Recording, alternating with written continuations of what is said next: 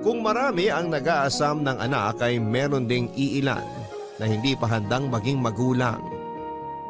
Kaya nga nakakapagdesisyon sila ng padalos-dalos at pagdating ng panahon, husto nila yung pagsisisihan. Ganyan ang eksaktong kapalaran ni Elena, ang ating kabarangay ngayong Sabado, at naisin man niyang ibalik ang kahapon. Hinding-hindi na yon mangyayari at ang tanging magagawa na lang niya ngayon ay magsisi. Handa ka na bang makarelate sa kanya? Alamin natin yan sa kwento ng pag-ibig, buhay at pag-asa sa nangungunang Barangay Love Stories. Dear Papa Dudut, kumusta po? Itago niyo na lamang po ako sa pangalang Elena. 37 years old, taga Rizal at isang mananahi. Nakatira po ako sa bahay ng kapatid ko kung saan nagtatahi kami at nagbebenta ng mga damit pambahay, pambata, shorts, kurtina at mga punda ng unan. May pwesto rin po kami sa Tagaytay, Tiangge at online seller sa isang shopping platform. Bukod sa pananahi ay inaalagaan at binabantayan ko rin ang mga anak ng kapatid ko, lalo kapag nasa Tiangge sila para magtinda. Close po kasi kami ng mga pamangking ko at parang nanay na rin ang turing nila sa akin. Masaya naman po ako kapag inaasikaso sila. Papa Dudut, thankful po kami sa mga blessings namin ngayon dahil kahit may pandemya ay unti-unti na po kaming nakakaraos sa araw-araw. Noong maliliit kasi kami ay sobrang hirap ng buhay. Nasa Tondo pa kami noon nakatira at napadpad na lamang sa Rizal dahil taga rito ang mga kamag-anak ni tatay. Kaya masasabi kong dito na rin ako nagkaisip. Namasukan bilang tindera ng isda at gulay si nanay sa isang talipapa sa bayan ng Angono, samantalang tubero at karpentero naman ang hanap buhay ni tatay. Tatlo po kaming magkakapatid at ako ang panganay. Siyempre lahat ng magulang walang gusto kundi ang makapagtapos ang mga anak nila sa pag-aaral. Yun din ang pangarap sa amin ni nanay at tatay, Papa Dudut. Kaya ginagawa nilang lahat para maigapang lamang ang pang-araw-araw na baon at gastusin namin sa school. Lagi rin nilang pinapaalala sa amin na unahing makapagtapos bago mag-asawa. Simula bata ako ay tumatak sa akin ang bili na yon ng mga magulang namin. Kaya nga hanggat maaari ay iniiwasan kong i-entertain yung mga batang lalaki na nakikipagkaibigan sa akin. Wala po ako naging boyfriend mula elementary hanggang high school, kaya tuwang-tuwa si nanay at tatay sa akin. Lagi nila akong binibida sa mga kumari at kumpare nila na mabait at masunuring anak daw ako.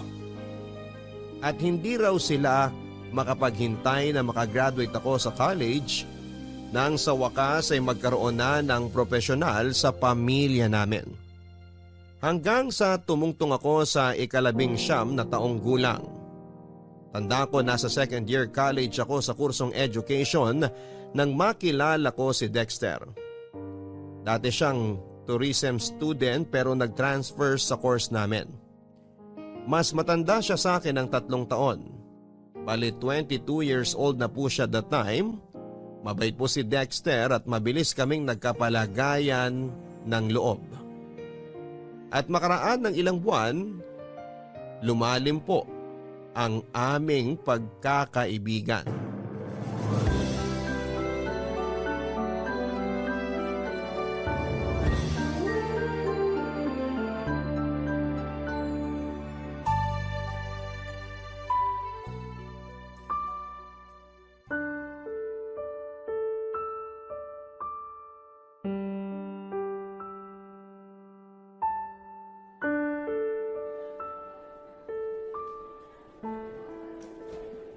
Dexter, ano ba? Bakit kanina mo pa ako iniiwasan? Hindi mo nga ako kinausap kanina sa klase natin eh. Parang wala lang ako sa'yo. Wala lang talaga ako sa mood. Kilala mo naman ako pag bad trip, di ba? Yun lang yun. Yun nga ang hindi ko magets. Bakit ka bad trip? Kanino ka bad trip. Ay nako, ba't ba ang dami mong tanong? Ay, gusto mo talagang malaman? Malamang tinatanong ko nga, di ba? Sa'yo ako bad trip. At bakit naman? Ano bang ginawa ko para mainis ka ng ganyan sa akin? Kaya ka ba nagkakaganyan kasi nabuntis mo ko? Hinaan mo nga yung boses mo. Mamaya may makarinig sa'yo eh. Machismis pa tayo. Ano kung i-chismis nila? Totoo naman na buntis ako at ikaw ang ama. Siraulo ka talaga. Sigurado ka bang buntis ka? Mamaya niloloko mo lang ako. Sinasabi ko sa'yo, Elena, hindi magandang biro yan ha. At bakit naman ako magbibiro, Dexter? Oo, buntis ako. Ayan. Tingnan mo ang resulta ng pregnancy test ko. 2 linya. Ibig sabihin positive. Buntis ako. Buisit namang buhay to. Patay ako nito kay nanay at tatay. Hindi nga nila alam na may boyfriend ako tapos ngayon magkakaapo na sila. Aba, akala mo ikaw lang ang patay sa mga magulang? Ako rin. Anong pinagsasasabi mo dyan? Bakit parang mas ikaw pa tong takot at nag-aalala? Baka nakakalimutan mo, ako ang nagdadala sa anak natin dito sa tiyan ko. Sabing hinaan mo yung boses mo eh. Para sabihin ko sa'yo, isang malaking pagkakamali ang lahat ng to. Yung pagbubuntis mo, hindi dapat nangyari yan. Kasi hindi pa ako handang maging tatay. May mga pangarap pa ako sa buhay. Wala pa akong planong bumuo ng pamilya. Ang kapal na mukha mong sabihin yan, Dexter. Mangilabot ka nga. Tao ka pa ba? Nabuntis lang ako, naging demonyo ka na. I'm sorry, okay? Pero nagpapakatotoo lang ako. Saka alam ko, ramdam ko, ganun ka rin. Diba, sabi mo patay ka kapag nalaman ng parents mo magkaka-baby na tayo? Ibig sabihin, hindi pa talaga buo yung loob mo na magkaanak tayo. Kasi nag-aaral pa tayo at marami pa tayong pangarap sa buhay. Anong gusto mong gawin ko? Nandito na sa tiyan ko ang anak natin. Ilang araw pa lang naman yan. Pwede mo pang alisin yan sa sistema mo. Gusto mong ipalaglag ko ang baby natin? Oo! Napapaliw ka na ba? Baliw na kung baliw. Pero baka matuluyan na ako kapag pinanganak mo ang batang yan. Intindihin mo kasing mabuti ang sinasabi ko. Please lang. Pareho pa tayong hindi handa na maging magulang. Kaya bakit natin ipipilit na buhayin ng batang yan kung magiging miserable lang siya pag pinanganak mo? Mahal, makinig ka naman sa akin oh. Di ba may tiwala ka naman sa akin? Pero natatakot ako, Dexter. Di ba masama yun? Masama na ipalaglag ang baby kasi parang pinatay mo na rin siya. Wala pa namang masyadong muwang sa mundo yung baby sa tiyan mo. Baka nga dugo pa lang yan eh. Kaya ngayon pa lang, alisin mo na siya. Huwag kang mag-alala. Kasama mo naman ako eh. Hindi kita iiwan. Makikita mo. Mas magiging okay tayo pag nawala ang anak natin.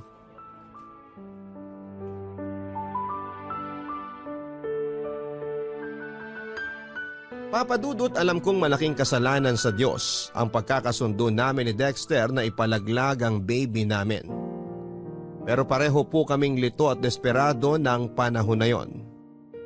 Siyempre masakit din sa akin yung reaksyon niya na hindi siya masaya at hindi pa siya handa sa responsibilidad ng pagiging tatay at padre de pamilya sa aming baby.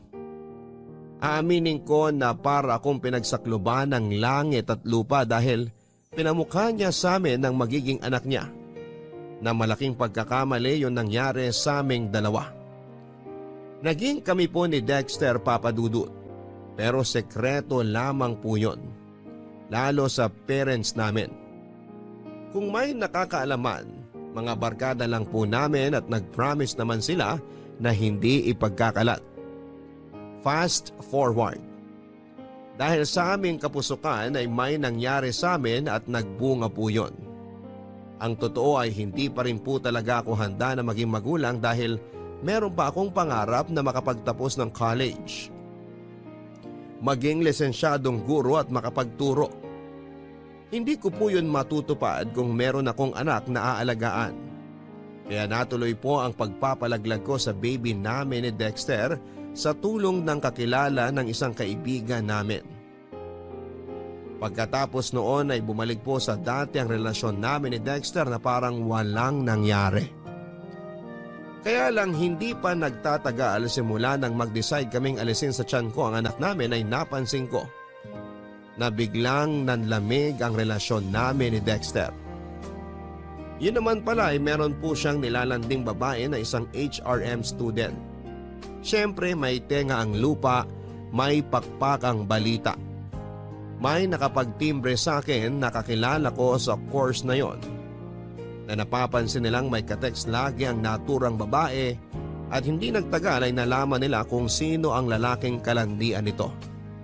Walang iba kundi si Dexter na boyfriend ko. Sobrang sama po ng loob ko, Papa Dudut, dahil kahit sekreto lamang ang pagiging mag-on namin ni Dexter, still kami pa rin po ang magkarelasyon.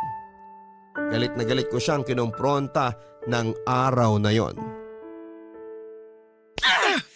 Bakit mo ginawa yun, Elena? Ang kapal naman ang mukha mo tanungin kung bakit kita sinampal. Alam mo, kung Aray! tutuusin, Ano ba? kulang pa nga yan. Dapat sa'yo sinasaktan ng gusto. Napakasama mo. Pwede ba tigilan mo na ang kasasampal sa akin? Ano ba kasing ginawa ko? Nagbababae ka. Yan ang ginagawa mong animal ka. Akala mo ba bobo ako? Tanga? Inosente? Akala mo yata ganong klaseng babae ako pwes nagkakamali ka. Huling-huli ka na. May ebidensya ako dito ng mga pictures nyo na palihim na nag-uusap kapag di tayo magkasama. Aminin mo na kasi, niloloko mo akong lintik ka. Okay, sige.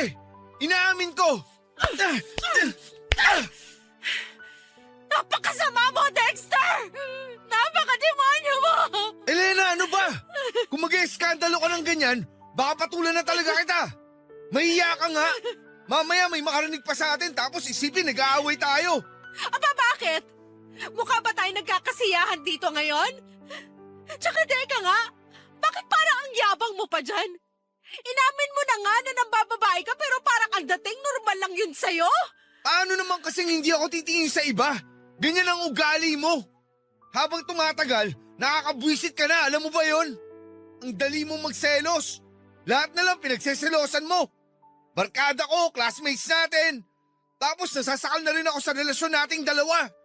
Masyado kang emosyonal at kulang sa atensyon. Ano bang palagay mo sa akin? Yaya mo? Magulang mo? Hindi naman, di ba? May sarili akong buhay tapos gusto mo lagi kang nakikisawsaw. Ano? Bawiin mong sinabi mong yan kasi nakakasakit ka na! Marunong ka palang masaktan? Kasi kani-kanina lang, ikaw yung nananakit eh. Tinan mo nga itong mga hampas at palo mo sa akin. Bakit pa sa braso ko yung kamay mo? Tapos ito yung mukha ko. Sigurado akong pulang-pula na sa sampal mong gaga ka.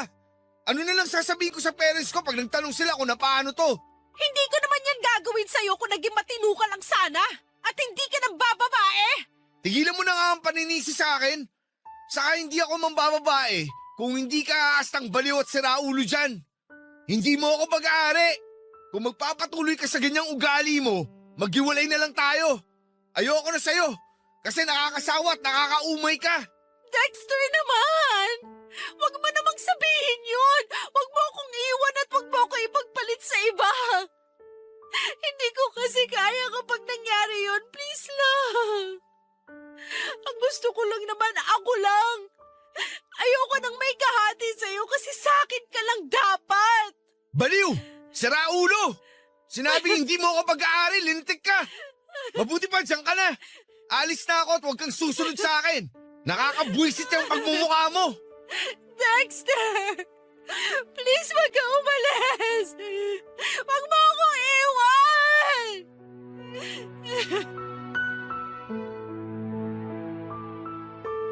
Yung masama na ang loob ko kay Dexter lalo pong sumama pagkatapos ng pagtatalo naming yon, Papa Dudut.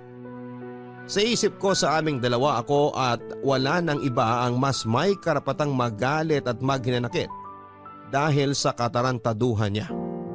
Pero bakit parang ang ending ay kasalanan ko kasi masyado akong clingy sa kanya at pakiramdam niya ay nasasakal na siya. Alam ko, Papa Dudut, na excuses lang niya ang mga bagay na yon para mapagtakpan ang kasalanan niya. At siya ang lumabas na biktima sa aming dalawa. Kaya galit na galit po ako sa kanya ng panahon na yon. at kulang na lang ay isumpa ko siya, Papa Dudut. Ilang araw din po kaming hindi nagpansinan ni Dexter at mas mahirap yon sa parte ko dahil magkaklase kami. Tingin ko nga ay ako lang ang affected dahil mukhang ayos lamang siya. Nagagawa pa nga niyang makipagtawanan sa iba naming kaklase at sumama sa mga gimmick o inuman ng mga ito after class. Mahal na mahal ko po si Dexter, Papa Dudut. Tawagin niyo na po akong tanga, martir o himang. Pero may pagka-hopeless romantic kasi akong tao. Siya rin kasi ang first love ko at first boyfriend ko kaya gusto kong siya na rin ang mapangasawa ko. Kaya kahit may kasalanan siya sa akin at sa relasyon namin ay nagbulag-bulagan po ako sa mga kalokohan niya kahit harap-harapan na po ang pakikipaglandian niya sa ibang babae. May punto po na nagmanik luhod ako sa kanya. Para piliin lamang niya ako kaso sa huli, iniwalayan pa rin niya ako. Hindi ko po kayang ipaliwanag yung sakit na nararamdaman ko ng panahon na yon.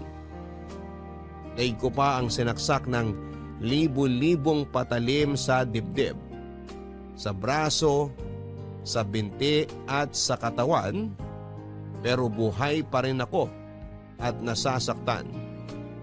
Hindi po ako kaagad nakapag-move on lalo na nang mag-drop out si Dexter sa pag-aaral.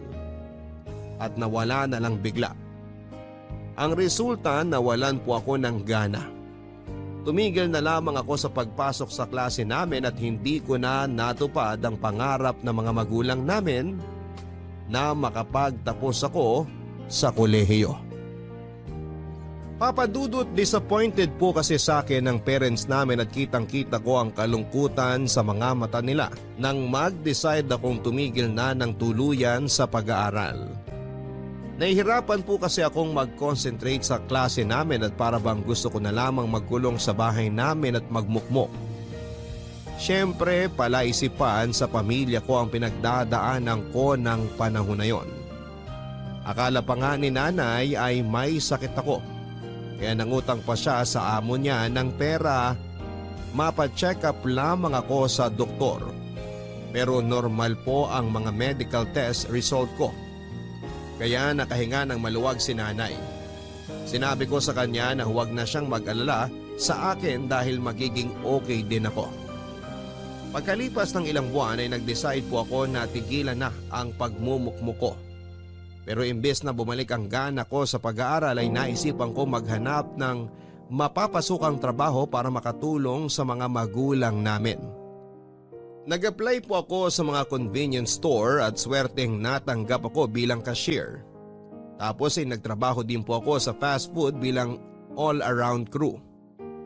Hindi nagtagal ay niyaya po ako ng isang agent na nagre-recruit ng panahon na yon sa fast food ng isang mall kung saan ay nakatambay lang naman ako at naghihintay sa kaibigan ko. Bale, sinama niya ako sa grupo ng mga ino-orient nila para maging call center agent. At dahil kahit papaano, tiwala naman ako sa English at pronunciation ko ay sinubukan ko. Tapos nakapasa po ako at nag-start na mag-training. Nang maging regular po ako at sumisweldo na ng mataas kesa sa dati kong trabaho, nakatulong na po ako sa mga gastusin namin sa bahay at pagpapaaral sa mga kapatid ko.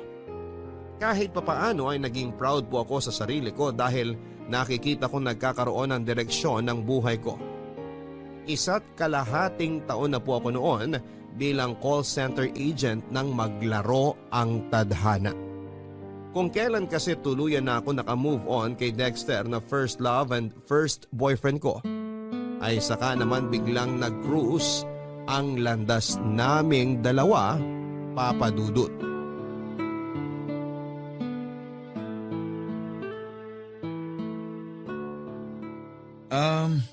Kumusta ka naman, Elena? Ang tagal din nating hindi nagkita. Ayos lang. Ito, working as call center agent. Diyan lang office namin sa malapit. Naisipan ko lang bumili ng kape bago mag-start shift ko. Ah, ganun ba? Sandali, nagkakape ka na pala ngayon? Oo, nakakailang cups nga ako nito araw-araw. Nakaka-addict kasi. Nako, hinay-hinay lang sa pag-inom ng kape ha. Masama rin yan sa kalusugan kapag napasobra. Alam ko naman yun. Hindi ko lang din maiwasan dahil kailangan lagi akong gising sa trabaho ko. Kapag hindi ako nakakapagkape, daig ko pa yung sabog at lutang. Ganon? Ayos lang ba makipagkwentuhan sa'yo? Nagmamadali ka ba? Ang totoo, gusto ko sanang humingi ng sorry sa'yo kasi bigla ako nawala after ng breakup natin. Alam kong masakit sa'yo na naghiwalay tayo tapos iniwan pa kita. Ewan ko kung anong pumasok sa isip ko nun. Kaya bigla ako nag-decide na tumigil sa pag-aaral at sumama sa tito ko papunta sa Cebu. Pinasok niya ako ng trabaho doon. Doon na rin ako tumira ng ilang taon. Elena, alam kong malaki ang kasalanan ko sa'yo. Kaya gusto kong humingi ng sorry. Aaminin ko masama ang loob ko kasi sinaktan mo ko ng sobra-sobra noon. Hindi ko maintindihan kung ano bang naging kasalanan ko sa'yo para sa huli. Iwan mo ko at hindi piliin. Ikaw ang first love ko, first boyfriend. Kaya normal na masaktan ako ng husto at mahirapang makamove on.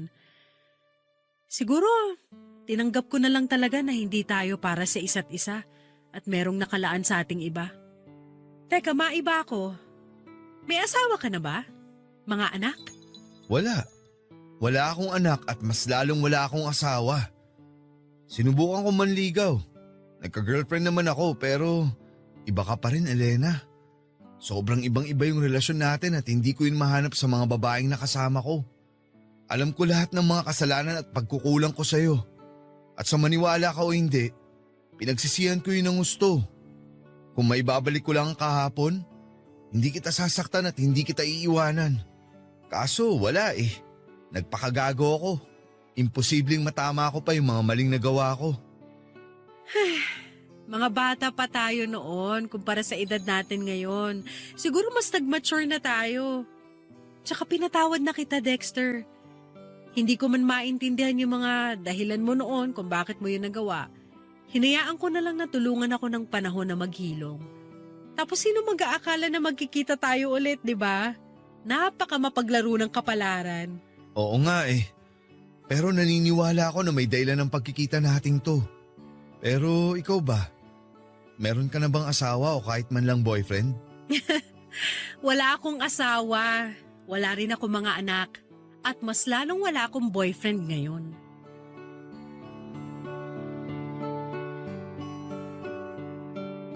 Papa Dudut, naniniwala po ba kayo sa kasabihan na first love never dies? Ako kasi ay oo at napatunayan ko yon nang magkita ulit kami ni Dexter sa isang convenience store bago ako mag-duty sa trabaho. Natatandaan ko na nakikrave ako noon ng kape kaya naisipan kong bumili. Tapos yun na nga, nakita ko siya at sobrang nakakamangha na parang ewan yung pakiramdam nang magkumustahan na kami. Nandun yung pagkailang syempre. Pero dahil merong kaming pinagsamahan ay unti-unti kaming naging komportable sa isa't isa. Nang makapag-share kami ng buhay namin at mga nangyari after our breakup, pakiramdam ko ay nabunutan ako ng malalim na tinik sa lalamunan, Papa Dudut. Kasi kahit papaano ay nagkaroon kami ng closure. Pero ang akala kong muli at huli naming pagkikita ay scam pala. Dahil bago kami naghiwalay ay hiningi ni Dexter ang bagong number ko. Nung una ay nag-alangan ako pero sa huli ay nangibabaw pa rin yung kagustuhan ko na makipag-reconnect sa kanya. Hindi nga nagtagal ay nagsimula kami mag-text at chat ni Dexter, Papa Dudut. Aaminin ko na para kaming bumalik sa unang beses na nagkakilala kami kung saan bago sa amin ang isa't isa. Nakakatuwa at nakakakilig lang sa pakiramdam. Tulad noon, mabilis lang din kaming nagka-developan ni Dexter, Papa Dudut. At hindi nga nagtagal ay umamin siya na may nararamdaman siya para sa akin. Kabado, lito at excited po ako ng panahon na yon, Papa Dudut. Parang sinisilihan ng puwit ko kasi hindi ako mapakali.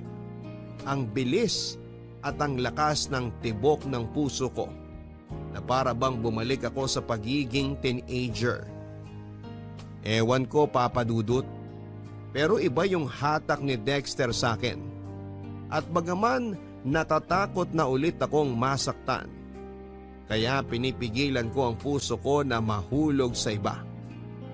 Hinayaan ko po ang sarili kong mahalin ulit ang unang lalaking minahal ko. Sinabi ko pa nga sa sarili ko, by hook o by crook. Aaminin ko ulit kay Dexter na gusto ko pa rin siya. At nangyari yon, nangyayain niya akong makipag-date sa kanya, Papa Dudut.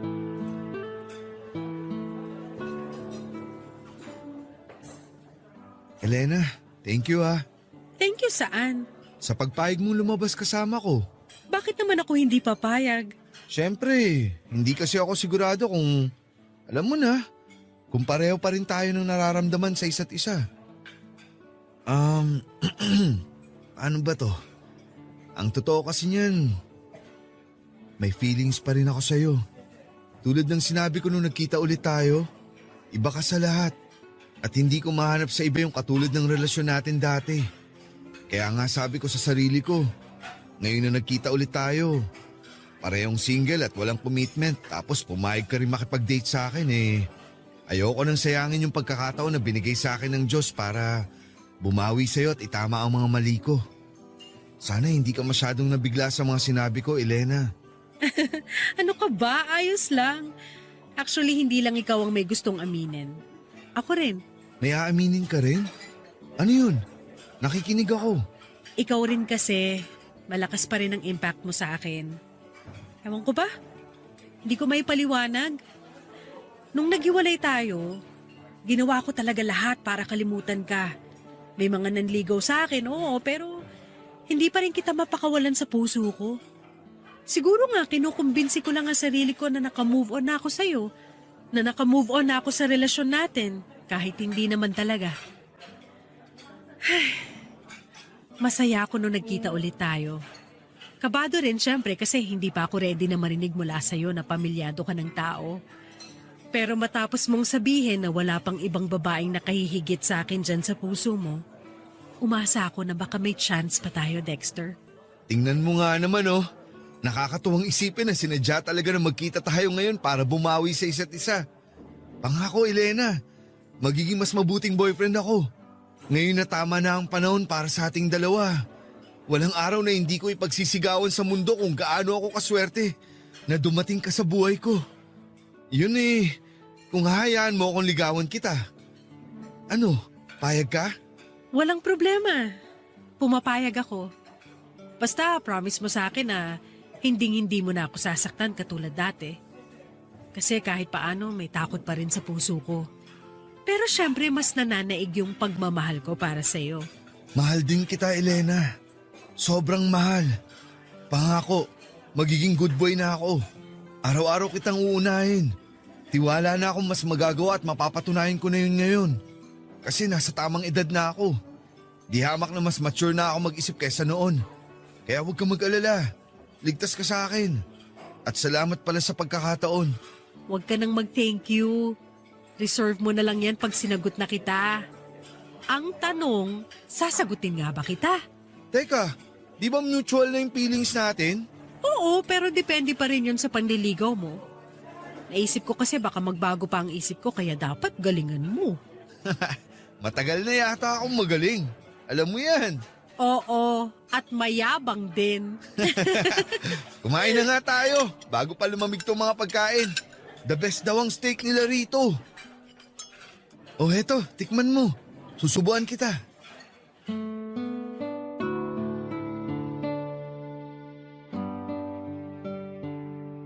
Kung noon ay tinatago namin sa mga magulang namin ang relasyon naming dalawa, nang ligawan at sagutin ko po si Dexter ay ginawa ko na yung bagay na hindi ko nagawa noon. Yon ay ang ipakilala siya sa pamilya ko. Lalong-lalo na kina nanay at tatay. Kabado po kaming pareho nang dalhin ko siya sa bahay namin pero naging maayos naman ang pagkikita nila ng parents ko at ang pagtanggap sa kanya ng pamilya ko. Malaking bagay po yun sa amin dahil mas maluwag ang kahit na anong relasyon kapag tanggap kayo ng mga magulang ninyo. Hindi nagtagal ako naman po ang ipinakilala ni Dexter sa parents and family niya. Naging okay rin po ang lahat sa dulo kaya tuwang-tuwa kaming dalawa, Papa Dudut. Wala na po akong mahihiling sa may kapal dahil muli niya kaming pinagtagpo ni Dexter at pinagsama bilang magkasintahan. Malungkot man at masakit yung paghihiwalay namin noong araw, naniniwala po kami na paraan lamang yon ng tadhana para ihanda kami sa panibagong buhay na haharapin namin. Ang tinutukoy ko po ay yung noong nag-decide kami ni Dexter na mag-live-in na at bumuo ng pamilya. Payag din naman po ang mga parents namin dahil pareho na kaming nasa tamang edad at may trabaho. Kaya na naming buhayin ang magiging anak namin, Papa Dudut. Kaya naman malakas ang loob namin. Walang pagsidlan yung kaligayahan ko sa puso ko matapos naming tumira sa isang bubong. Nangako si Dexter na balang araw, pakakasalan niya ako. Kaya naman pinanghawakan ko yon, Papa Dudut. Pero that time ay hindi po namin priority ang wedding dahil gusto na po naming magkaanak. Papa Dudut, dream come true po ang pagsasama namin ni Dexter sa iisang bubong at pangarap na bumuo ng sarili naming pamilya. Siyempre umiidad na kami at kailangan na naming maghabol para naman hindi kami mapag-iwanan sa biyahe. Karamihan kasi sa mga common friends namin ay may mga anak na.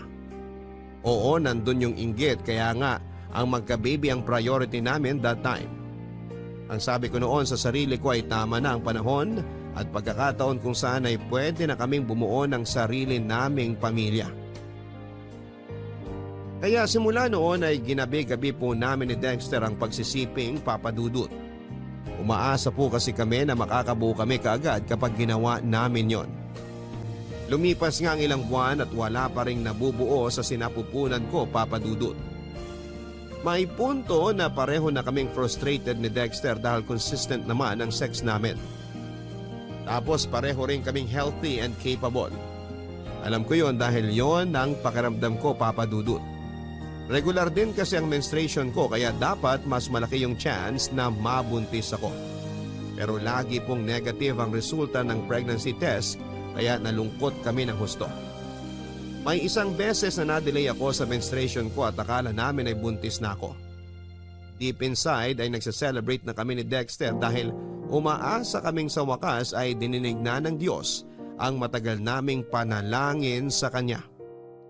Pero pagkaraan ng 2 araw, niregla po ako, Papa Dudut.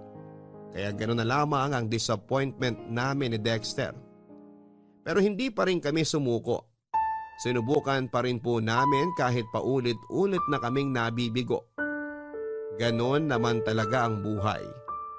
Walang mangyayari kung magmumukmok lamang kami sa sulok at hindi magpapatuloy, Papa Dudut. Negative na naman. Ano ba yan? Oh, mahal. Ang aga-aga, bakit parang nakasimangot ka? Sino bang hindi sisimangot? Negative na naman ang result ng PT ko, mahal. Tingnan mo, pangatlong beses ko na yan ngayong araw. Mahal, huwag ka naman stress. Ikaw din ang mahihirapan kapag inisip mo pa ng gusto. Paano hindi ako masistress? Ang tagal na kasi nating sinusubukan. Kaso wala pa rin. Bakit yung ibang kakilala kong babae, isang beses pa lang may nangyari sa kanila ng mga partner nila pero buntis na agad sila? Bakit tayo? Hindi ko rin alam pero baka hindi pa talaga binibigay sa atin. Alam mo, malapit na akong maniwala na karma natin to kasi pinalaglag natin ang unang baby natin noon, mahal. Ano bang pinagsasasabi mo? Naisip ko lang naman. At bakit bigla mo namang naisip yan? Pareho naman natin ginusto na ipalaglag ang baby natin noon Kasi hindi pa tayo handang maging magulang. Wala pa tayong kakayahan noon. Di tulad ngayon. Hindi mo kailangan magtaas ng boses dahil naririnig kita at naiintindihan ko ang point mo. Ang akin lang kasi, naniniwala pa rin naman ako sa karma. At paano kung ito na yun, di ba? Kaya hirap tayo makabuo dahil nga kinakarma na tayo. Karma ka dyan. Kasabihan lang yun. Hindi yun totoo. Pwede ba? Huwag kang magpapaniwala sa mga karmang yan. Dami mong papaniwalaan yan pa talaga. Bakit pa hindi mo ako mag-gets? Siyempre, babae ako. Kung frustrated ka dahil kahit anong gawin natin, hindi pa rin tayo makabuo, pues mas frustrated ako. Ikaw lang ang gumagawa ng ikagaganyan mo, Elena. Oo, katulad mo, busit ako. Pero nasa katinuan pa rin ako. Sinasabi mo bang baliw ako, ha, Dexter? Aray! Ano? Sumagot ka! Bakit ka ba nananakit? Wala naman ako sinasabing ganun ah. May narinig ka ba lumabas sa bibig ko? Sa'yo kaya mismo nang galing yun, Elena. Parang gago naman talaga to, oh. At ako pa talaga ang gago, ha? Niya ka? Wala ka nga sinasabi pero yun na rin ang punto mo. Palagay mo sa akin, mahina po make up? Aray! Sumusobra ka na! Grabe ka! Lumuwag na naman yata yung tornilyo mo sa utak. Ang aga-aga, ganyan ka. Makaalis na nga muna rito sa bahay. Diyan ka na! Buisit! Dexter! Bumalik ka rito! Hindi pa tayo tapos mag-usap!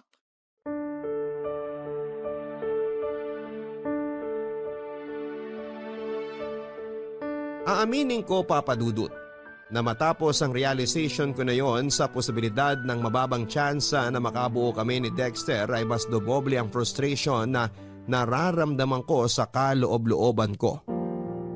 Muli pong nag-flashback sa akin yung panahon na walang pagdadalawang isip naming hinatulan ang buhay ng kaawa-awa naming baby nang ipalaglag ko po ito.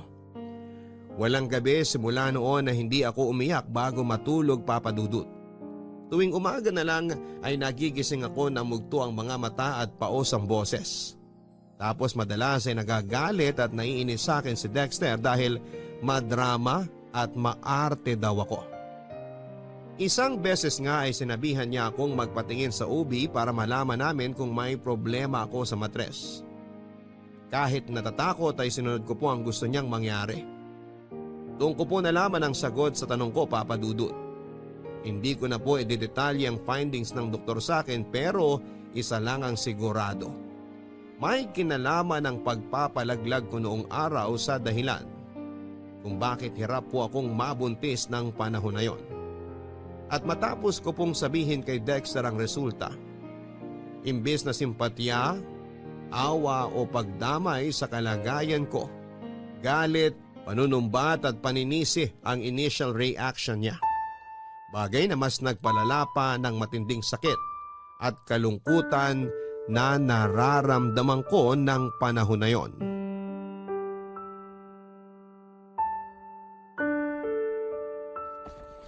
Dexter, pwede ba huminahon ka lang? Tsaka ano bang ginagawa mo? Bakit mo iniimpake ang mga damit mo? Huminahon? Paano ako hihinahon? Sige nga!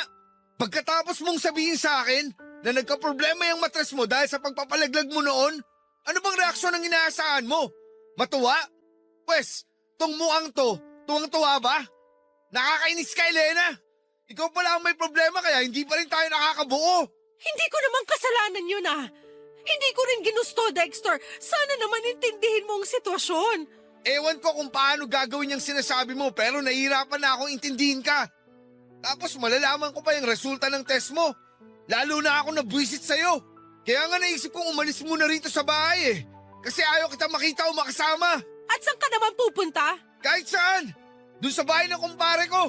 Sirang ulo ka talaga. Kung ano-ano pumapasok dyan sa kukote mo, mas malala ka pa sa akin. Sa palagay mo ba masaya ako malaman yung result ng mga test ko? Nalulungkot ako at nasasaktan, Dexter. Maraming pumapasok sa isip ko, lahat yung negative thoughts. Sinabi ko sa'yo kasi gusto kong damayan mo ako bilang partner. Pero bakit ganyan ang asal mo? Tapos gusto mo pa akong iwanan? Mahiya ka nga! Napaka makasarili mong tao! Hindi ko kasi alam kung anong mararamdaman eh. Hindi na tayo magkaka-baby, Elena. Hindi na tayo magiging magulang. Hindi sa hindi, pero mababa lang ang chance. Eh di ganun din yun. Kasalanan mo talaga to eh. Ewan ko sa'yo, hindi ka nakakaintindi. Mababa ang chance pero hindi ibig sabihin 0% na ang posibilidad na makabuo tayo. Please, Dexter. Alam ko nabibigla ka lang kaya ganyan ang reaksyon mo. Pero naniniwala naman ako na kapag hindi tayo sumuko o huminto, magkakatotoo rin ang pangarap natin magka-baby. Magkakaanak rin tayo. Wala namang imposible basta willing lang tayong sumubok ulit. Huwag mo na akong paasahin kung sa dulo paulit-ulit lang din tayong mabibigo, Elena. Huwag mo kasing isipin na mabibigo tayo, Dexter. Huwag kang nega, okay? Tsaka, partners tayo rito. Tapos bigla mo akong iiwanan. Nangako ka sa akin na hindi mo nagagawin namang iwan. Nakalimutan mo na ba? Nakakasama ka ng loob.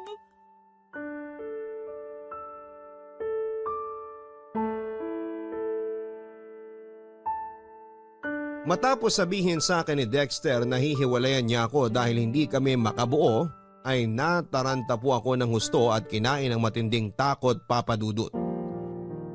Hindi ko kayang mawala sa piling ko si Dexter, lalo na kung kailan pabor na sa amin ang kapalaran. Muli po ako nakiusap sa kanya na subukan lang namin. Hindi naman kasi sinabi ng doktor na wala na akong tsansang mabuntis. Mababa lang, pero kung hindi kami susuko, samahan pa ng dasal sa may kapal ay baka isang araw ay matupad din po ang aming kahilingan. Mabuti na lamang po dahil nakinig sa pakiusap ko si Dexter at muli po naming sinubukang magka-baby, Papa Dudut. Bukod doon ay nag-start po kaming magpanata sa simbahan tuwing linggo para dinggin ng Diyos ang kahilingan namin. May mga binago rin po kami sa lifestyle namin para mas maging healthy kaming pareho. Halimbawa, nag-quit po si Dexter sa paninigarilyo. Ako naman ay iniwasan na ang labis na pagpupuyat sa gabi, kaya nagpalipat na rin po ako ng shift sa umaga.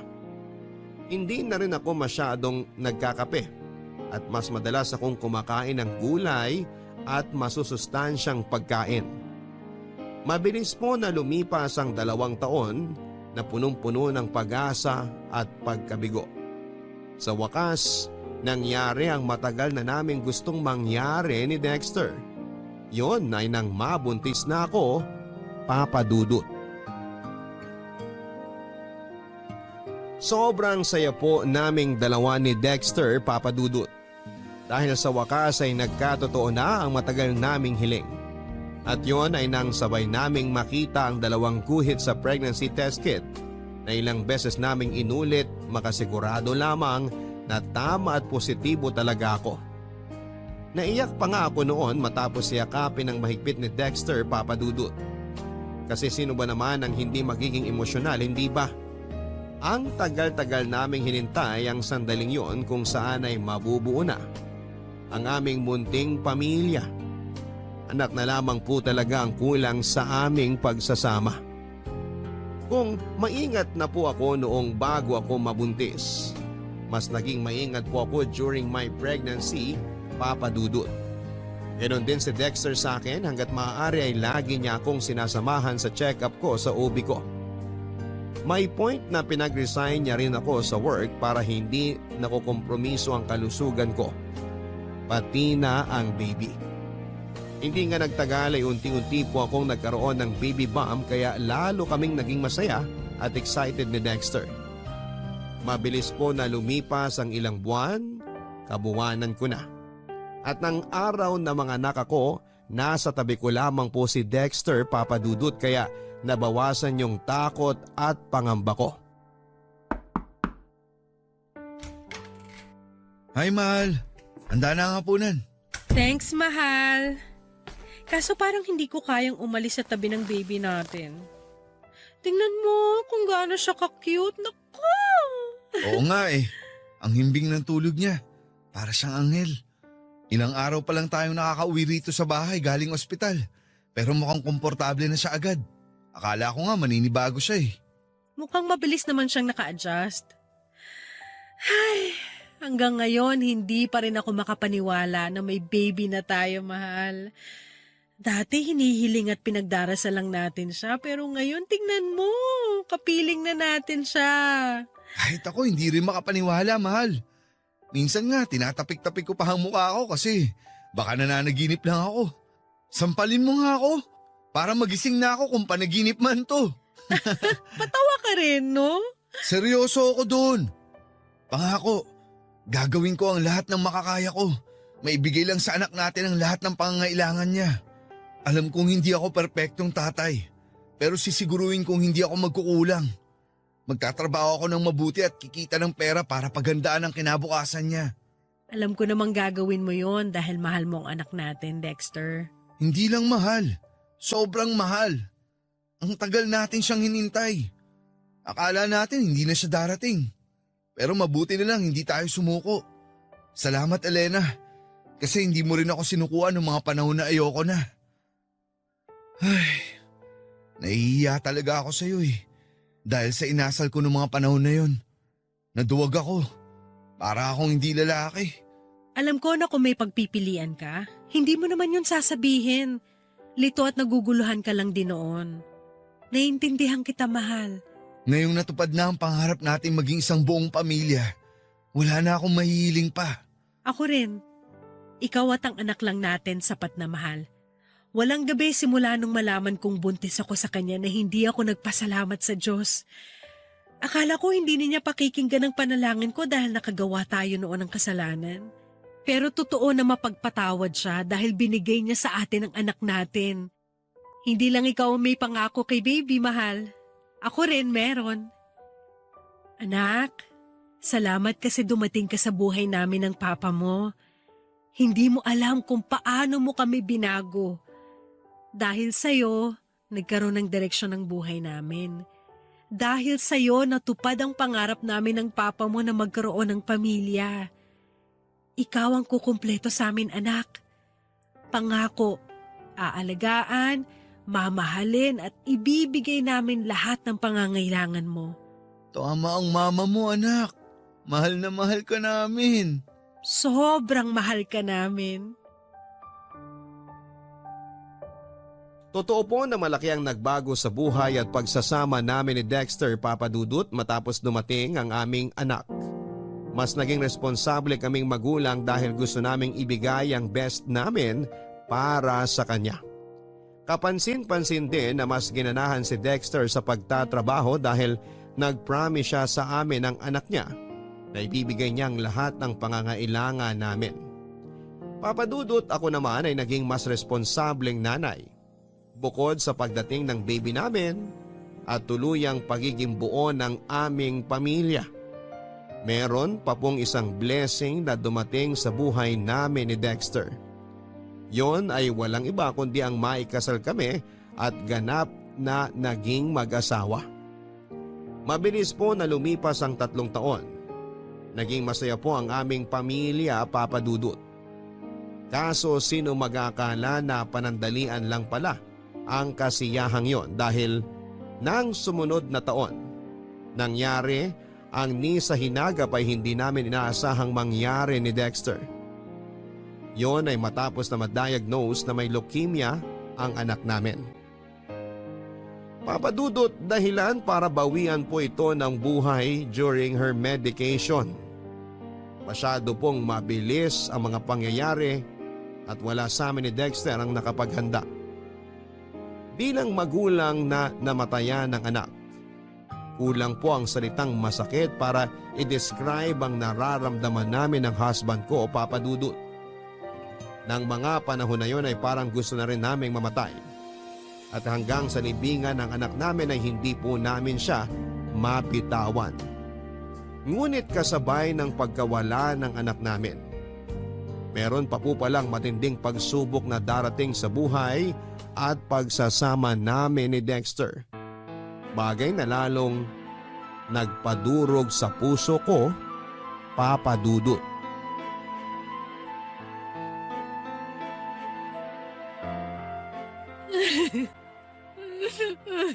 Dexter, please wag mo naman akong iwanan, oh. Hindi ko naman sinasadya na saktan ka. Nainis lang talaga ako sa sinabi mo na tamad ako at wala akong ginagawa dito sa bahay natin. Ganyan ka naman eh. Bigla ka na lang nananakit tuwing naiinis ka. Tignan mo nga tong labi ko. Pumutok na naman sa sampal mo. Saka totoo namang tamad ka. Hindi ka nga nagluluto para may makain na ako pagdating ko galing sa trabaho. Maghapon ka nga rito sa bahay natin. Wala ka namang ginagawang kapaki-pakinabang. So wala akong ganang kumilos, anong gusto mong gawin ko? Idadailan mo na naman ba ang pagkamatay ng anak natin kaya nagkakaganyan ka pa rin? Elena, ilang buwan na yun. Hanggang ngayon ba hindi ka pa rin nakaka-move on? Sira ulo ka ba? Paano mo nasasabi tungkol sa bagay na yan na para bang napakadaling gawin? Anak natin ang namatay, Dexter, hindi kung sinong bata dyan! Alam ko yun. At hanggang ngayon, masakit pa rin sa akin ang lahat. Kaso, lalo ako nahihirapan dahil sa'yo. Napakadrama mo masyado. Lagi kang umiiyak. Napapagod na akong aluhin ka, Elena. Kaya iiwan mo na naman ako! Ganun ba yon? Ay, hindi ko alam. Naguguluhan ako. Pero isa lang ang sigurado. Tuwing nandito ako sa bahay, naalala ko ang anak natin. Kung pwede nga na hindi na ako umuwi rito para makalimutan ko na siya kaagad. Ano bang kasalanan natin? Bakit kailangan tayong paglaruan ng tadhana? Bakit kailangan kunin ang anak natin ng maaga? Ni hindi pa nga nagtatagal mula nung ibigay siya sa atin tapos gano'n na lang kadali na binawi siya sa atin. Kahit sa ang agulo ko tingnan, hindi makatarungan. Kasalanan mo talaga to, Elena! Ano? Bakit ako? Hindi mo kasi inalagaan ang anak natin. Di ba? Nangako ka na babantayan mo siya. Nasisiguruhin mong ligtas siya. Pero bakit dinapuan pa rin siya ng ganong klaseng sakit? Bakit namatay pa rin siya at nawala sa atin? Nasisiraan ka na ng ulo! Tsaka ginawa ko naman ang lahat para alagaan siya. Hindi ko nga pinapakagat sa lamok o pinadadapuan sa insekto ang anak natin tapos ang kapal na mukha mong sisihin ako at subatan ako na pinabayaan siya?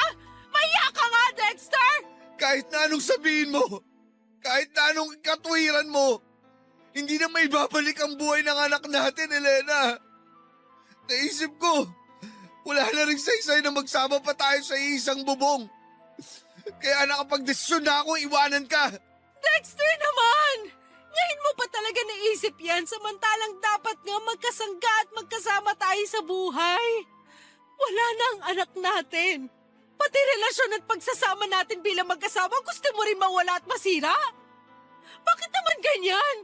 Wala naman akong kasalanan na tulad mo nagluluksa rin ako. Tulad mo namatayan din ako ng anak.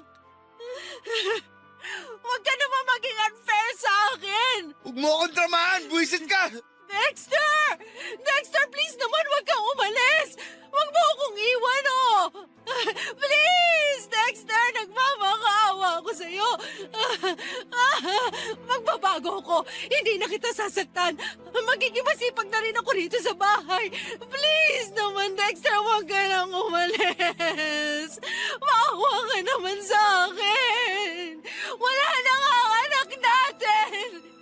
Tapos ikaw mawawala rin! Hindi ko na kakayanin!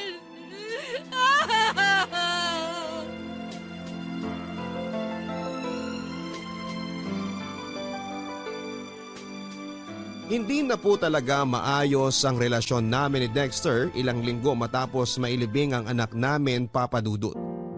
Ramdam ko na naging malayo kami sa isa't isa dahil pareho kaming nagluluksa. Aaminin ko na napabayaan ko rin siya bilang asawa at nagkulang din siya sa akin. Tapos huli na bago ko na-realize kung gaano na kalaki ang agwat namin sa isa't isa. Madalas na kaming mag-away kahit na sa maliit na bagay lamang. Tapos nasasaktan ko rin siya physically. Nagsisipo ako ng husto dahil nagpadaig ako sa emosyon ko. Kaya nga sinubukan ko pong isalba ang relasyon namin ni Dexter pero nauwi pa rin kami sa hiwalayan. Yung sakit na nararamdaman ko nang mawala ang anak namin ay naramdaman ko ulit matapos akong hindi piliin ang asawa ko, Papa Dudut. Sa kasalukuyan ay nakatira po ako sa bahay ng kapatid ko at tumutulong sa negosyo nila dahil para akong mababaliw kapag nananatili ako sa dati naming bahay.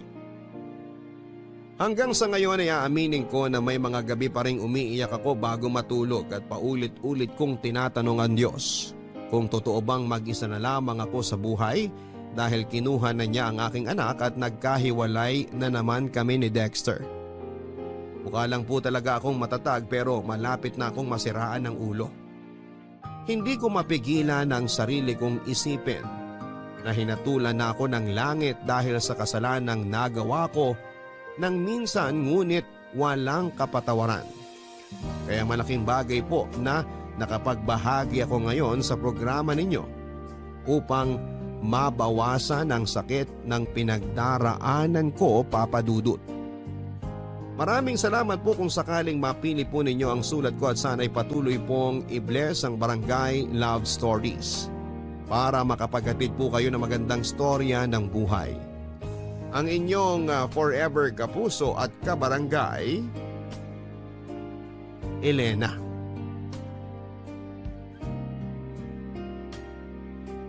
Maraming salamat, Elena, sa pagbahagi mo ng iyong storya at alam namin na mabigat ang pinagdaraanan mo sa buhay. Sana'y nagkaroon ng kaunting kapanatagan sa puso mo gayong naibahagi mo na sa aming programa ang kwento ng buhay mo. Mga kabarangay, kapag po tayo ay gagawa ng isang desisyon, siguraduhin po natin at pag-isipan po natin ito ng maraming beses. Dahil mahirap magsisi sa huli. Minsan kahit kapatawaran ay hindi na po ibinibigay sa atin dahil nahatula na tayo. Magkaganon pa man ay ipagpatuloy pa rin natin ang pagbabagong buhay at pagiging mabuting bersyon ng ating mga sarili. Hanggang sa muli, ako po si Papa Dudut sa mga kwento ng pag-ibig, buhay at pag-asa sa Barangay Love Stories number 1. Posible na sa ikalawang pagkakataon sa kanilang relasyon ay baka maayos na yung mga gusot at hindi pagkakaunawaan.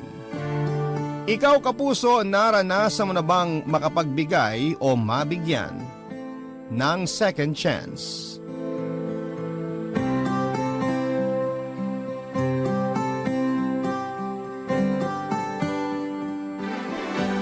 Dear Papa Dudut, biyaya ang second chance para sa mga taong hindi ginalingan sa simula. Ako nga pala si Kyla, 35 years old ako noong naganap ang aking kwento. 1 taon na ang nakakalipas. May nakarelasyon po ako for 10 years na itago na lang natin sa pangalang Toto. Kaedad ko rin po siya. Sa loob ng 10 taon na relasyon namin ay naging masaya naman kami pareho. Marami ang nag-expect na kami talaga ang magkakatuluyan, Papa Dudut. Marami kaming mga kabatch na nagkahiwalay pero going strong pa rin kami noon. Marami ang nakaramdam ng inggit at marami ang nagtanong kung ano nga ba ang sekreto ng aming relasyon. Sagot ko sa kanila noon ay marami. Marami kaming naging sekreto. Isa sa mga naging sekreto ko noon, ayaw ko talagang magpakasal kay Toto. Nabuking ang sekreto kong yon nang minsang ayain niya akong mag-dinner sa bahay nila. Walang espesyal na okasyon ng araw na yon kaya hindi ko inakala na magpo-propose na pala siya sa akin. Never naming napag-usapan ang tungkol sa kasal kaya nagulat talaga ako sa ginawa niya. Nalaman kong matagal na pala niyang planong pakasalan ako, Papa Dudut. Hindi nga lang siya makakuha noon ng tamang tiyempo.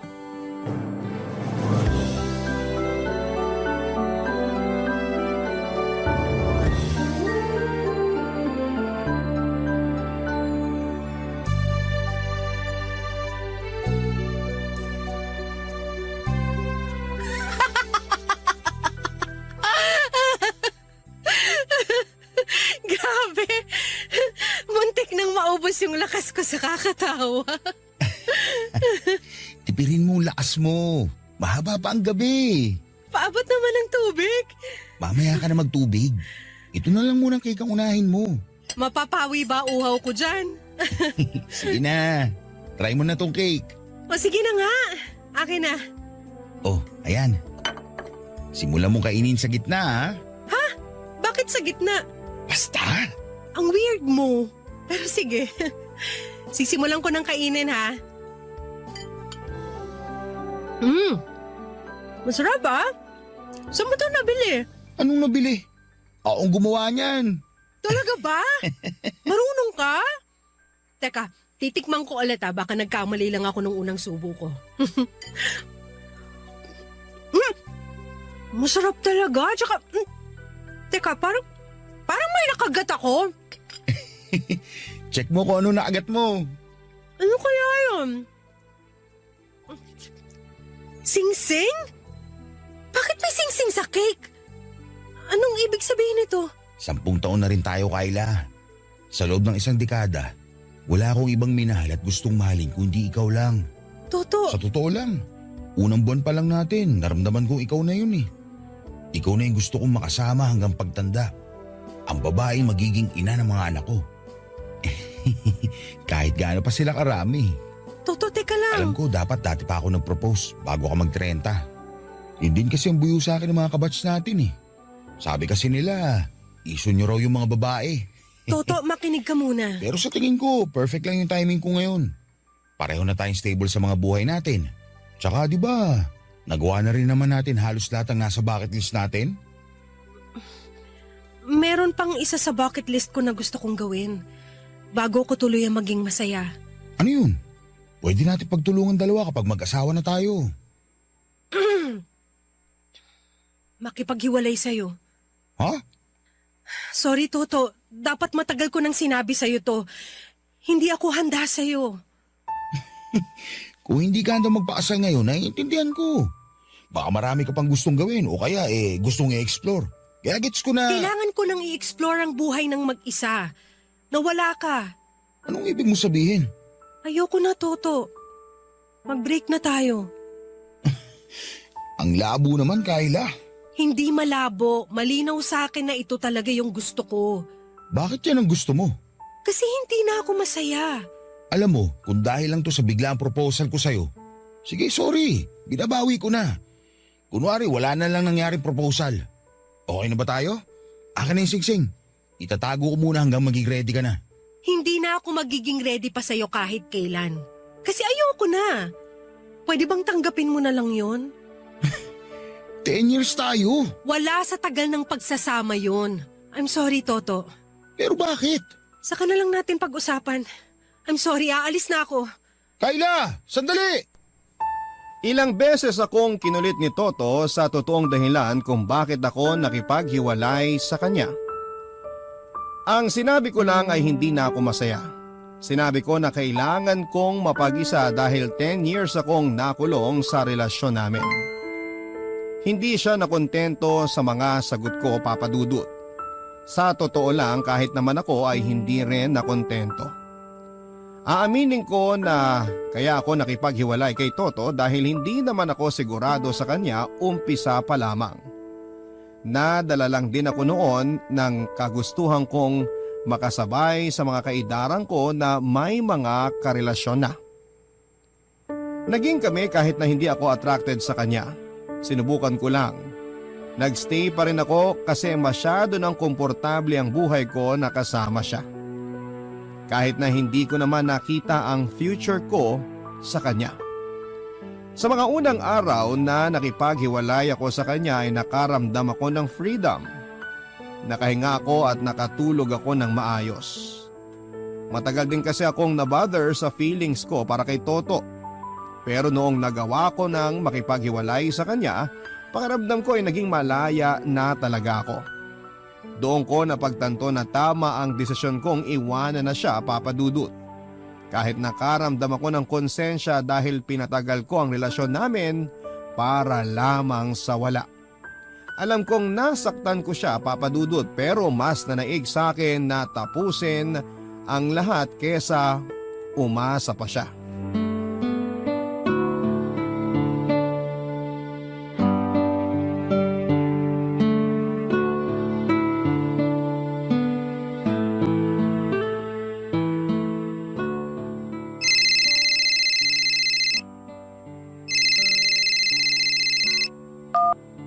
Hello, sino to?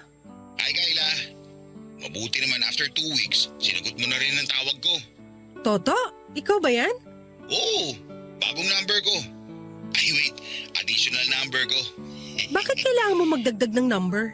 Kasi hindi mo sinasagot mga text sa tawag ko sa'yo sa dating number ko eh. Toto, alam mo naman siguro kung bakit, di ba? Hiwalay na tayo, tsaka... Alam ko naman yun. Ang akin lang sana sagutin mo naman yung mga tawag ko. Kasi marami pa tayong kailangan ayusin sa relasyon natin.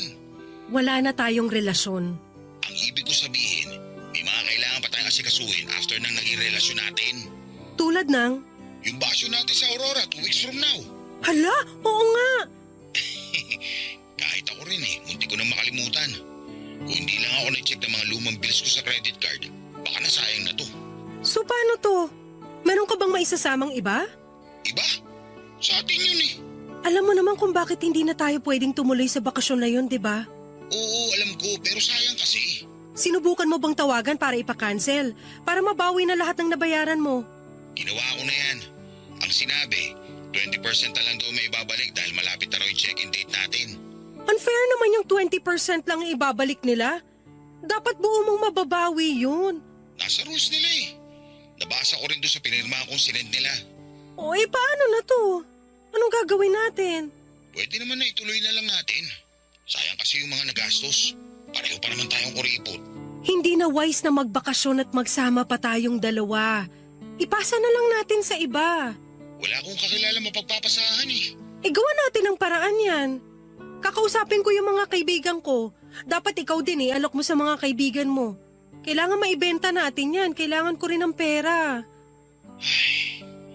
Hindi sa pagiging negative pero mukhang malabo na mabenta natin yun 2 weeks na lang kasi. Mas malabo yung pumayag ako magbakasyon tayong dalawa.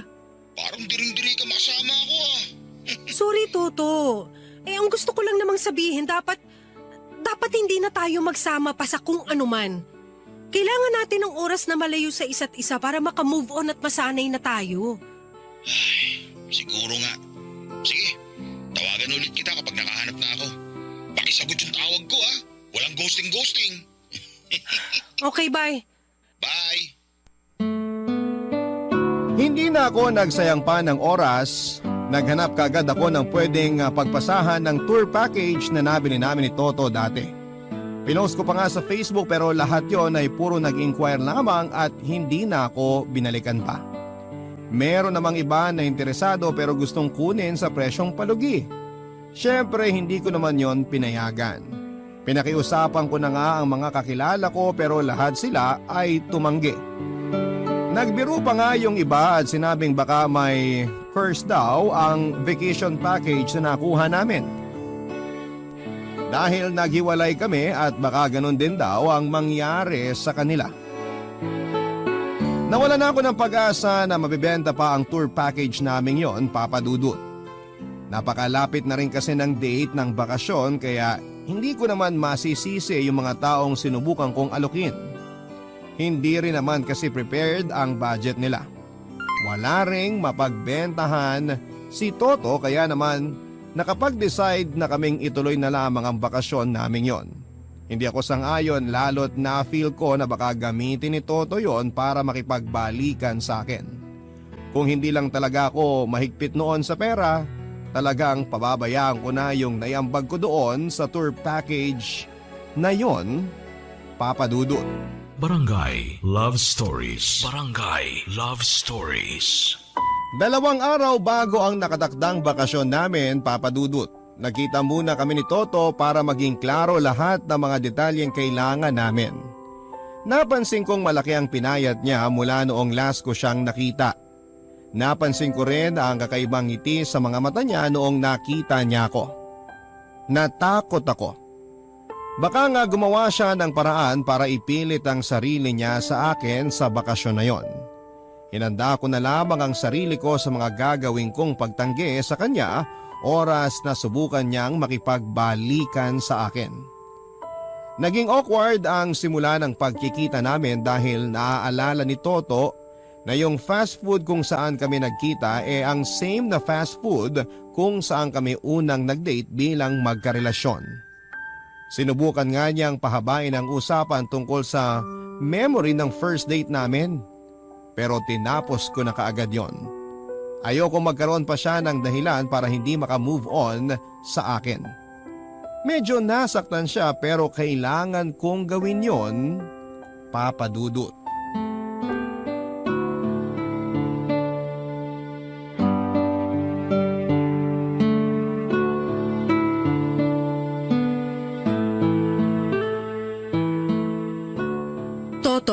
gusto mo maging maayos ang bakasyon natin, huwag kang bring up sa mga nakaraan natin. Hindi mo naman ako masisisi kung may bigla akong maalala. Tulad ngayon, nandito tayo sa lugar kung saan tayo unang nag-date. Kaya hindi ko maiwasang maalala yung... Toto, nandito ako para makipag-usap sa gagawin nating bakasyon, hindi para mag-reminisce. Sorry, Sana maintindihan mo kung bakit kailangan nating gawin to. naiintindihan ko naman. Pasensya na kung masyadong importante sa akin yung nakaraan natin. Importante rin naman yun para sa akin. Pero mas importante yung ngayon. Yung ngayon na wala na tayo. Para sa'yo, madali lang sabihin yan. Baka naka-move on ka na kagad sa akin eh. Hindi naman sa ganun. Ganun yun. Halata naman sa'yo. Kaysa mag-away pa tayo, di ko na lang papatulan yung mga ganyan mo. Okay. Pag-usapan na natin yung mga gagawin sa bakasyon. Hanggang 4 p.m. lang pala ako ngayon ha. Dadaanan ko pa yung cake para sa birthday ni Mama. Ay, oo nga. Birthday nga pala ng tita. Alam na ba niya? Siya ang una kong pinagsabihan. So hindi na ako pwede pumunta sa birthday niya? Parang gano'n na nga. Okay. Mag-focus na lang tayo sa plano natin para sa bakasyon ha. Okay lang? Okay. So anong plano mo? Plano ko na mag-check-in sa ibang room sa hotel na nakuha natin. Hatian na lang kita sa ibabayad mo kung sakali. Hindi na, okay na. Kaya ko namang bayaran yon. Ikaw, ano pa bang may dadagdag mo sa plano? Plano ko sanang gamitin yung bakasyon natin para maliwanagan ka. Maliwanagan saan? Sa totoong nararamdaman mo para sa relasyon natin. Wala na tayong relasyon. Baka kasi nabibigla ka lang. Baka natakot ka lang nung nag-propose ako. Kaya nga binawi ko kagad, di ba? Hindi lang yun tungkol sa proposal mo. Kasi kung tungkol lang doon, di sana, nung binawi mo yun, bumalik na ako sa'yo, di ba? Sigurado na akong ayoko na makipagrelasyon sa'yo. Walang masama kung susubukan mong maliwanagan pag magkasama na tayo sa Aurora para sa bakasyon natin. Baka kailangan lang talaga natin magbakasyon para ma-revive yung relasyon natin, hindi ba? Gagamitin ko yung bakasyon para mabigyan ka ng closure. Hindi closure ang kailangan ko. Ikaw. Totoo naman eh. Joke lang. Huwag mo namang pahirapan tong sitwasyon natin, please. Ang hirap lang kasi. Kaya nga kailangan din nating magbakasyong dalawa para ma-realize mo kung bakit hindi na tayo pwede sa isa't isa. Gamitin natin yon para sa closure mo. Gamitin natin para ma-realize mo kung bakit hindi nga talaga tayo mag-workout. Tignan natin. Pustahan? Pustahan? Anong pustahan? Pustahan kung kaninong plano yung mangyayari. Nagkapustahan patuloy kaming dalawa ni Toto Papadudut. Sinabi niya kung manalo raw siya ay kailangan naming bigyan ng second chance ang relasyon namin. Sinabi ko naman na kung manalo ako ay titigilan na niya ako. Natuwa ako sa agreement namin. Alam ko noon na ako ang mananalo at gagawin ko ang lahat para manalo dahil nakasalalay doon ang peace of mind at freedom ko. Sa unang araw na pagpatak namin sa Aurora ay hindi na kaagad maganda ang nangyari. Sa hotel kung saan kami mag-check-in ni Toto, noong tanungin ko yung room na kukunin ko sana para doon magstay at para hiwalay kami ng kwarto ay wala na raw silang available para sa akin. Nagkamali daw ang receptionist at inakala niyang may mababakante pero wala pala.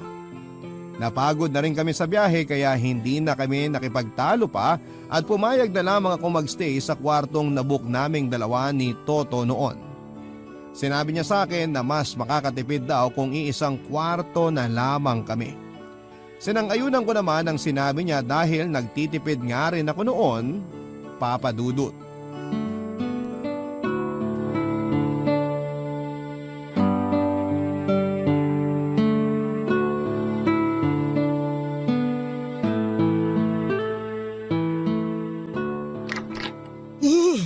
Grabe, hindi gumagana yung hot shower. Ang lamig. Sinabi ko naman kasi sa'yo kanina. Di ka pa kasi naniwala. Asan na yung extra bed na pinakuha natin? Wala na raw eh.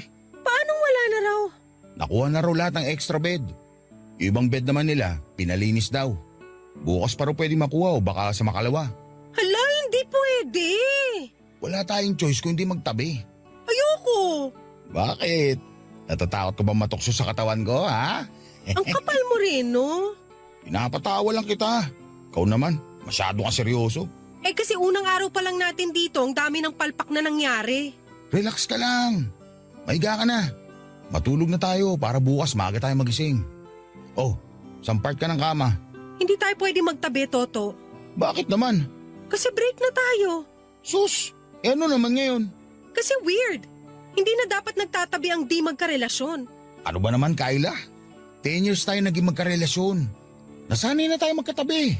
Naamoy ko na yung panis na laway mo. Nabilang ko na rin lahat ng mga nunal mo sa katawan. Ngayon ko pa ba aarte ng ganyan? Iba nga kasi yun. Kung magkarelasyon pa tayo, hindi naman ako tatangging tumabi sa'yo. Iba na ngayon. Hindi naman siguro masama na magtabi tayo. Pareho naman tayong single, di ba? Saka magtatabi lang naman eh. Walang kahit anong mangyayari. Kahit maglagay pa tayo ng unan sa gitna. Magtalikuran pa tayo kung mas komportable ka sa ganun. Hindi talaga ako komportable na sa iisang kama lang tayo matutulog. Siguro natatakot ka, no? Natatakot saan? Natatakot ka na baka may bumalik na feeling sa'yo. Uy, ready ka na bang matalo sa pustahan? Nare-realize mo na ba na pwede tayo ulit? Ganon. Gusto mo talagang patunayan ko sa'yo na wala na? O sige, umusog ka doon. Magtabi tayong matulog hanggang matapos ang bakasyon na to. O sure ka bang kaya mo? Baka gapangin mo ako, ha? Baka kapag natikman mo ko ulit, bigla kang bumalik dyan. Ang kapal din ang mukha mo, no? Sa tingin mo talaga gusto kong may mangyari sa atin? Walang mangyayari. Huwag magsalita ng tapos.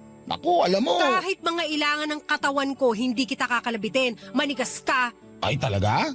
Talaga? Oo, talaga. Paano kung hawakan ko ang leg mo ng ganito? Toto, ano ba? Huwag mo nga akong hawakan sa liig. Ang pasmado ng kamay mo eh. Di ba, dyan ka ginaganahan kapag ginahawakan kita sa leg? Dati yun. Bakit parang nag-init ka bigla? Dahil ba sa panahon o dahil sa akin? Ewan ko sa'yo. Matulog ka na nga. Toto, bakit mo ko hinalikan? Para mawala yung init ng katawan mo. O pwede rin, para madagdagan. Toto. Hayaan mo na kasi. Hindi naman to kasama sa pustahan natin. Miss na miss ko na eh. Alam ko namang miss na miss mo na rin. Toto. May nangyari sa amin ang gabing yon, Papa Dudut. Hindi na ako nakapag-isip pa. Mas inuna ko ang tawag ng laman at hindi naman ako magsisinungaling na gustuhan ko na may nangyari muli sa amin.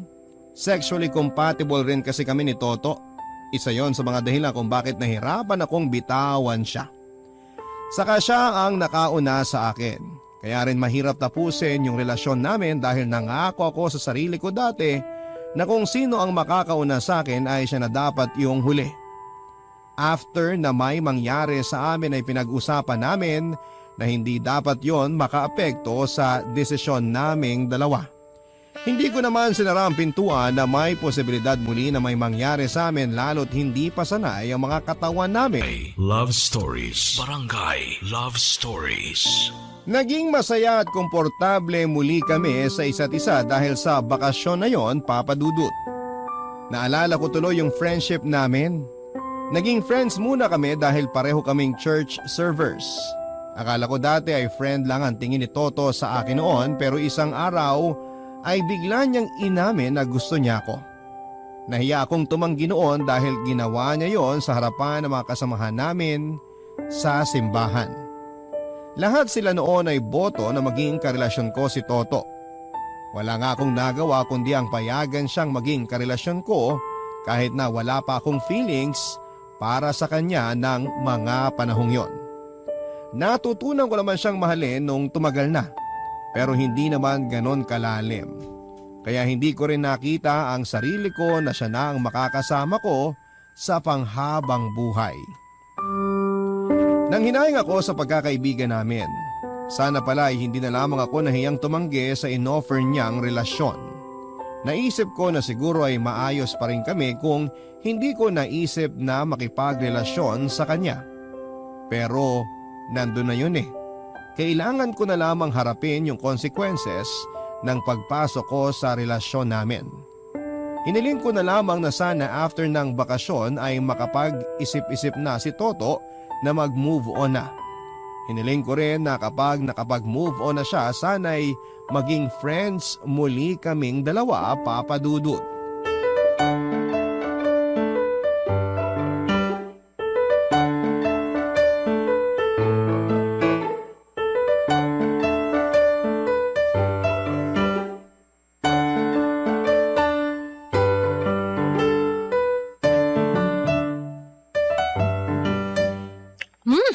Ang sarap nitong manggang nasungkit mo, ah. Sakto yung asim at tamis. May mata ka talaga para sa mga mangga. Ay, masarap ba? Wala pa kasi ako natitikman eh.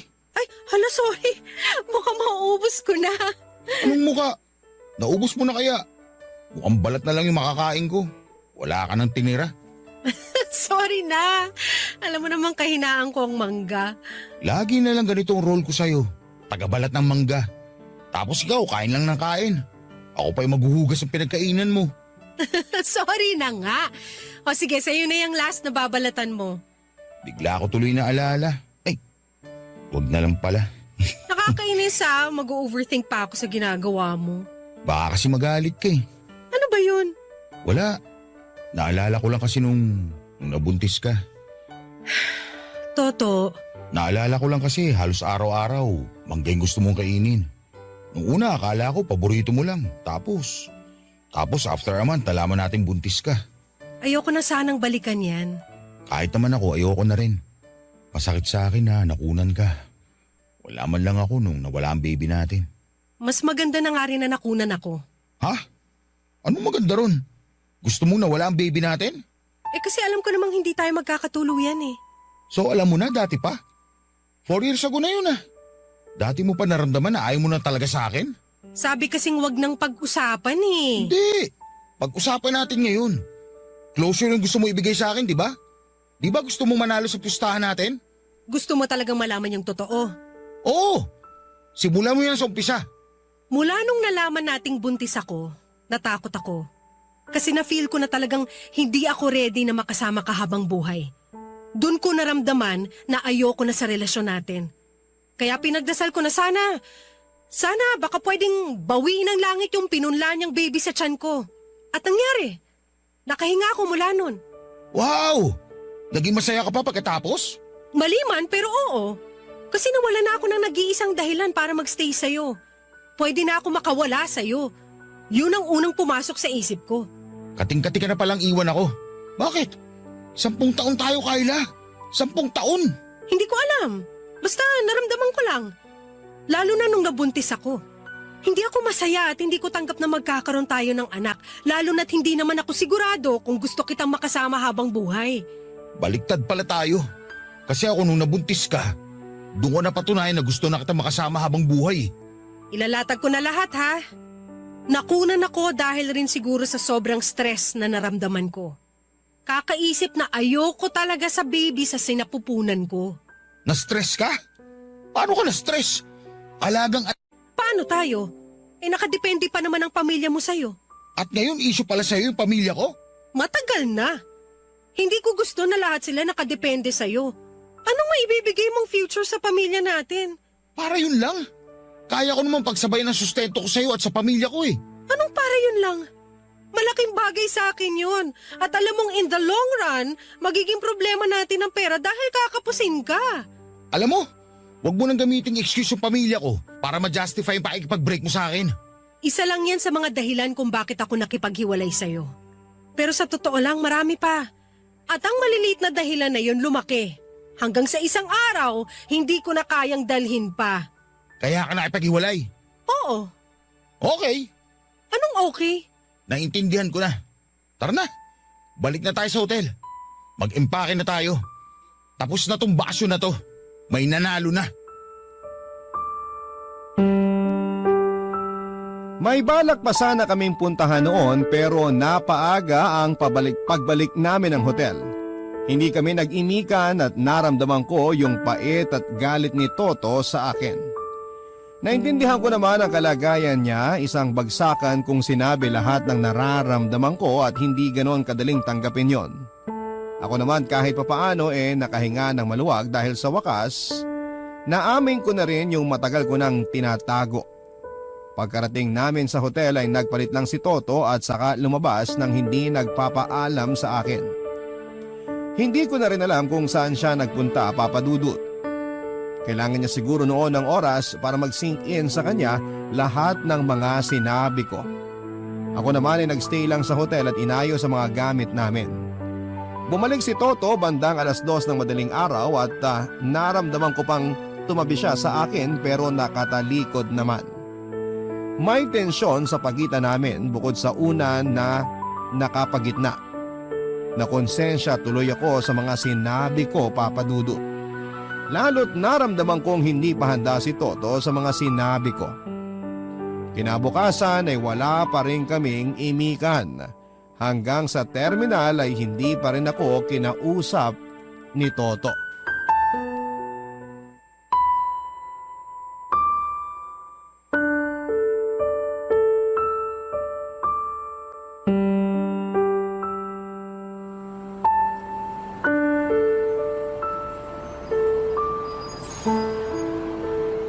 Mukhang madedelay yung bus natin.